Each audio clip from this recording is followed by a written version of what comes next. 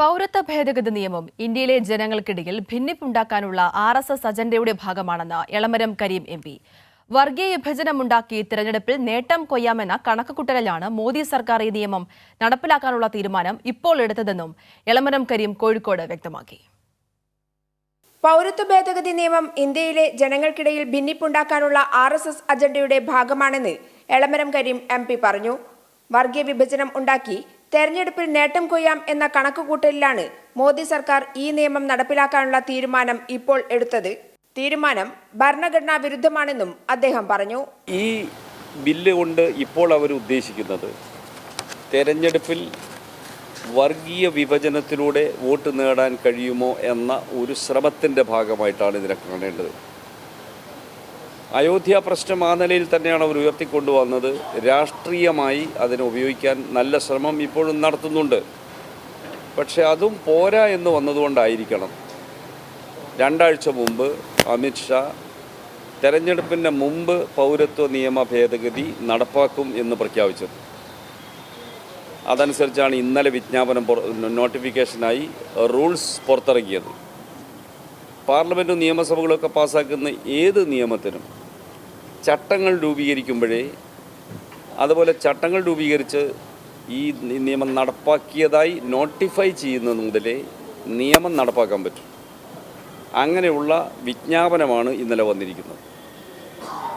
ഇതിൻ്റെ ലക്ഷ്യം കടുത്ത വർഗീയവൽക്കരണം, മതപരമായ ധ്രുവീകരണം സൃഷ്ടിച്ച് ഏതെങ്കിലും വിധത്തിൽ തെരഞ്ഞെടുപ്പിൽ നേട്ടമുണ്ടാക്കാൻ സാധിക്കുമോ എന്ന പരിശ്രമമാണ്. പാർലമെന്റിൽ ഈ ബില്ല് പാസായ ഘട്ടത്തിൽ തന്നെ രാജ്യത്താകമാനം പ്രതിഷേധം അലതല്ലിയിരുന്നു.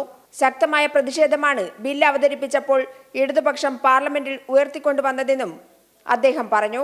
ഈ വിഷയത്തിലെ കോൺഗ്രസിന്റെ ഇരട്ടത്താപ്പ് ചർച്ച ചെയ്യപ്പെടേണ്ടതാണെന്നും എളമരം കരീം പറഞ്ഞു.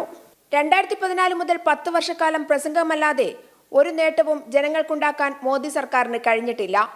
2014 മുതലുള്ള 10 വർഷക്കാലത്തെ ഭരണ നടപടികളിൽ ജനങ്ങളുടെ ജീവിതത്തിന് എന്തെങ്കിലും ഒരു നേട്ടമുണ്ടായതായി പ്രസംഗമല്ലാതെ അനുഭവത്തിലൊന്നുമില്ല. വിലക്കയറ്റം തടയാൻ സാധിച്ചിട്ടില്ല. 2 കോടി വീതം വർഷം പ്രതി തൊഴിൽ സൃഷ്ടിക്കുമെന്ന് പറഞ്ഞത് നടപ്പായിട്ടില്ല. പെട്രോൾ വില ലിറ്ററിന് 50 രൂപയും ഡീസലിന് 40 രൂപയാക്കുമെന്ന് പറഞ്ഞത് പ്രസംഗം മാത്രമായി. ഇന്ത്യൻ പണക്കാർ, വലിയ സമ്പന്നർ വിദേശ ബാങ്കുകളിൽ നിക്ഷേപിച്ച കള്ളപ്പണം മുഴുവൻ പിടിച്ചെടുത്ത് ഇന്ത്യയിൽ കൊണ്ടുവന്ന് ഓരോരുത്തർക്കും 15 ലക്ഷം രൂപ വീതം നൽകുമെന്ന് പറഞ്ഞത് കളിവാക്കായി.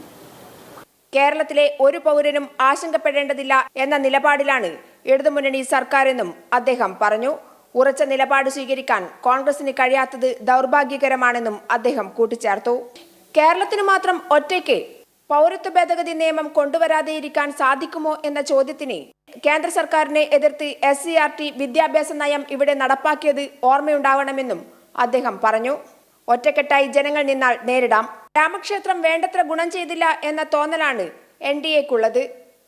അതുകൊണ്ട് അതിതീവ്ര വർഗീയത കൊണ്ടുവരാനുള്ള ശ്രമമാണ് പൗരത്വ ഭേദഗതി നിയമമെന്നും അദ്ദേഹം പറഞ്ഞു. 2019 ആയപ്പോൾ പുൽവാമ ഭീകരാക്രമണമെന്ന വികാരപരമായ പ്രശ്നം, രാജ്യരക്ഷാ പ്രശ്നം ഉയർത്തിയാണ് അന്ന് തെരഞ്ഞെടുപ്പിനെ നേരിട്ട് അവർക്ക് ജയിക്കാൻ സാധിച്ചത്. 24 ആകുമ്പോൾ അയോധ്യയാണ് പ്രധാന പ്രശ്നമായി ഉയർത്തിക്കൊണ്ടുവന്നത്.